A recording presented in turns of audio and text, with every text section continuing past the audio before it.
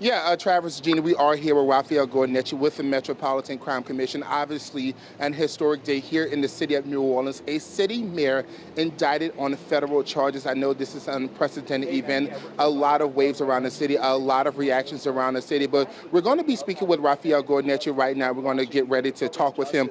And we have Metropolitan Crime Commissioner here right now.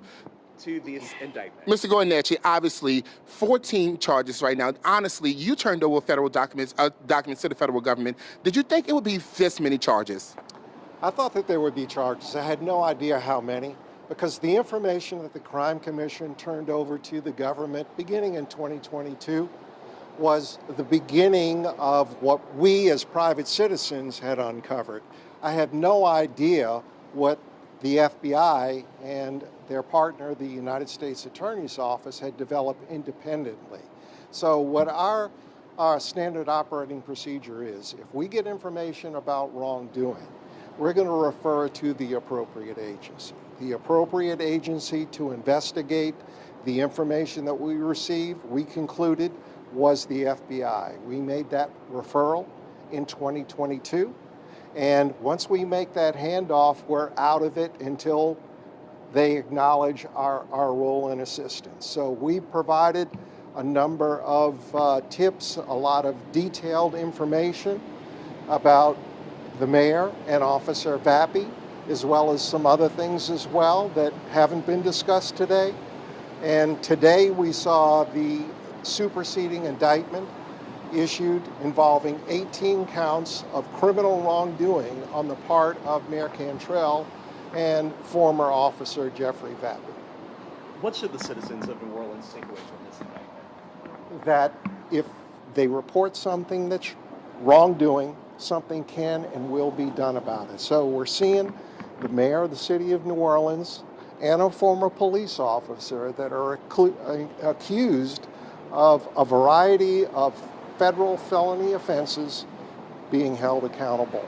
So I think every one of these cases that are wrongdoing, corruption, the offenders don't do it in broad daylight while in front of an FBI agent.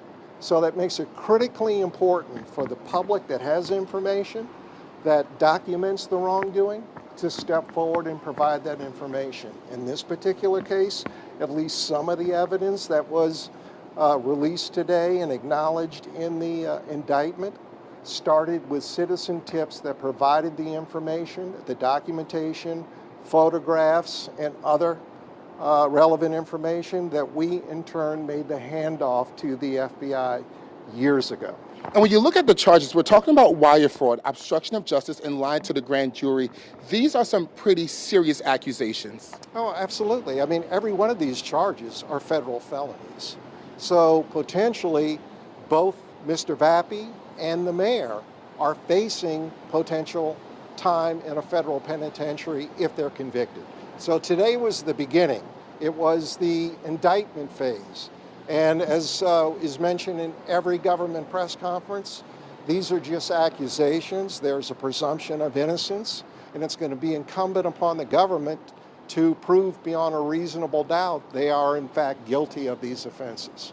Can you talk a little bit about, of course, over the past year or so, there were rumblings that, oh, the mayor might be indicted now, and then it didn't happen. And here we are a year later.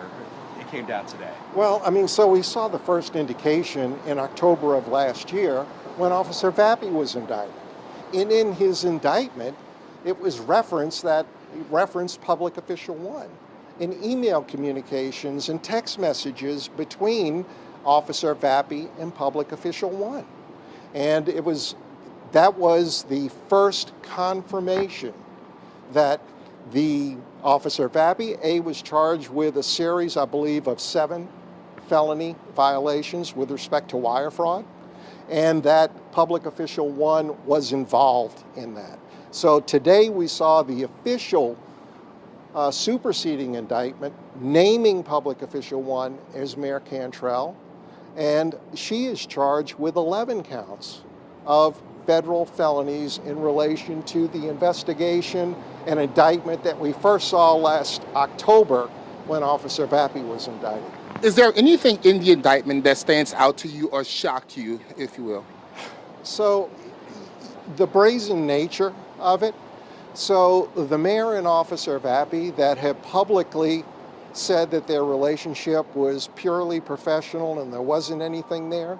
There were 15,000 text messages between Officer Vappy and the mayor while he was a member of her executive protection team over a 9-month period of time. Some of those text messages were described in the indictment, where the mayor referred to the Pontabla apartment as their place, meaning her and Vappy's. Officer Vappy, in a message between him and the mayor, said that their relationship started on their trip to Scotland. So there are a number of things. I haven't had a chance to digest the entire indictment yet, but it's very obvious that the government has used the cell phones and the messages that were exchanged between the mayor and Officer Vappy while he was being paid by the city of New Orleans to provide protection to the mayor.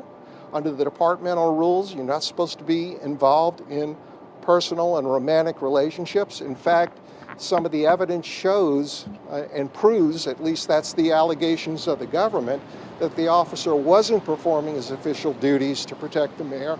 Rather, they were using taxpayer funds to have basically a public paid vacation. So those are some of the allegations that I've read in the indictment, and I still have more to read. How do you feel like this will impact the mayor's final months in office? That's up to her. You know, I think that, you know, her credibility and her popularity with the public has been in decline. And I think that the fact that she is in office was not a consideration by the government in deciding to indict her today. They follow the facts, the law, and the evidence. They had enough evidence. They presented the evidence to a grand jury. The grand jury returned the indictment today. And I think it's very obvious that this investigation isn't over, because after Officer Vappy was indicted last year, you had a contractor indicted. And the contractor was indicted and referenced the fact that he bribed public official one, which is the mayor. So I think that we may see some additional charges being filed in the future, because I've never seen someone indicted for bribing a public official and the public official not be indicted. The mayor was not indicted for accepting a bribe in today's indictment, but the government alleged last year that a public official paid a bribe to influence the mayor of the city of New Orleans to fire someone that was giving that contractor a hard time. And I know when you had the Vappy indictment, Mayor LaToya Cantrell was listed as public official number 1, not named, but now she's named, she's indicted. Do you think this betrays the public or with the office of the mayor and Mayor LaToya Cantrell? Well, of course it is. I mean, so she takes an oath, and she was elected by the public to be their leader, their mayor. And what the government is alleging is that she used her office and the authority and taxpayer funds to inappropriately to promote and for her own personal interests involving her and what is apparent now, someone that she was romantically involved in, Officer Vappy. Both of them were on the clock for the city of New Orleans. The indictment also referenced the fact that the mayor had to sign off on some of Officer Vappy's travel, and those were official documents. The government is saying that just the travel alone for Officer Vappy to accompanying the mayor on the travel exceeded $70,000. That doesn't even include his payroll in all of this. So, you know, you're looking at substantial sums of money. And we've seen a case like this before. We saw this in Nashville. And in fact, the government in the indictment references the fact that Officer Vappy was using the internet to research who was indicted, how the mayor of Nashville was indicted for a similar thing involving an officer of the Nashville Police Department. So this is not unique. This is something that has happened in other parts of the country. The government follows the facts, the law, and the evidence. And today, the mayor is being held accountable for what we're finding out was a fraud and abuse of authority that's gone on for years in the city of New Orleans. And correct me if I'm wrong, but the mayor of Nashville situation, that mayor was ultimately able to accept a plea deal and pay back fines. I know this is sort of the beginning of the public legal drama for the mayor. Do you foresee that maybe Mayor Cantrell might have some type of deal on the table where she wouldn't have to serve So any time? historically what happens, once charges are filed, the prosecution and the defense meet and they talk about, listen, if you're amenable to pleading guilty, then we might reduce or eliminate some of the charges, but that's going to be something that happens in every case that a prosecutor is involved in court. So we're looking at a situation here where these 18 counts that have been filed against Officer Vappy, a former Officer Vappy and the mayor, could be reduced if they agree to plead guilty, but that's their right. The government has no control over that. So, there have been examples of officials that turned down government deals and they went to trial. They were convicted of all of the counts and they served more time than the plea deal that they were offered.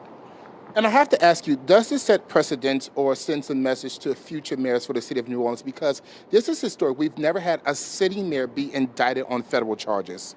Well, right. But, what's happened here, just since Hurricane Katrina, you've had the mayor of the city of Mandeville indicted on corruption charges. You've had the parish president of St. Charles Parish indicted on corruption charges.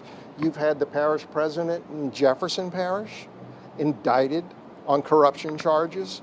So it's not about the city of New Orleans. It's about a public official that took an oath, betrayed the public trust, used their office for their own personal enrichment. The government developed sufficient proof, indicted them. They ended up either being convicted at trial or pleading guilty to it. So it's about the conduct of the public official. And the mayor made these choices.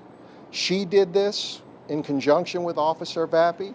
They're now being held accountable, and the process will play out in the federal courthouse now. Over recent weeks, we've seen the mayor travel nationally and internationally. Do you believe the federal government might try to take the mayor's passport away, limit her travel?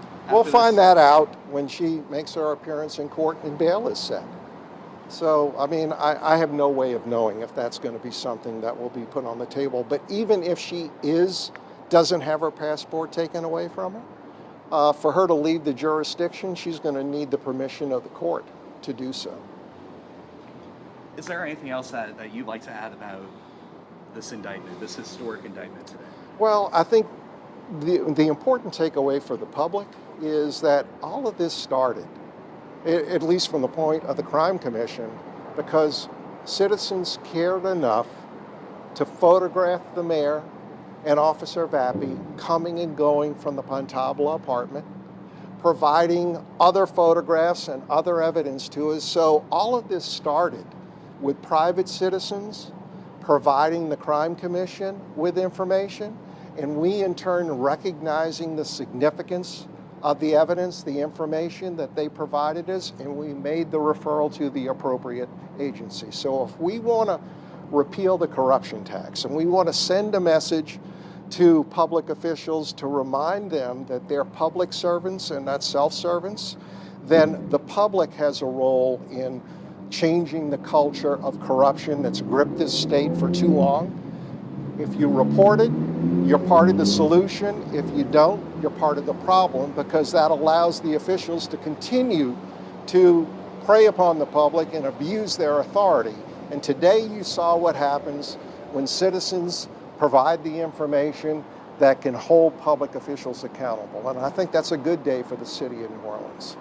All right, thank you We so really much, appreciate Mr. your Raphael time. Gornetch. And Gina Travers, that's Raphael Gornetch with the Metropolitan Crime Commission, and some big takeaways here. He said he was actually surprised and shocked by the number of charges Mayor LaToya Cantrell faced in this federal indictment. He said there were some key things that stood out to him, how much was spent on Jeffrey Vappy, the connection they've had with telling, the FBI that they were just professional, had a professional relationship instead of personal. But I'm going to toss things back to you all in studio. All right, Jonah, thank you. Yeah, real interesting.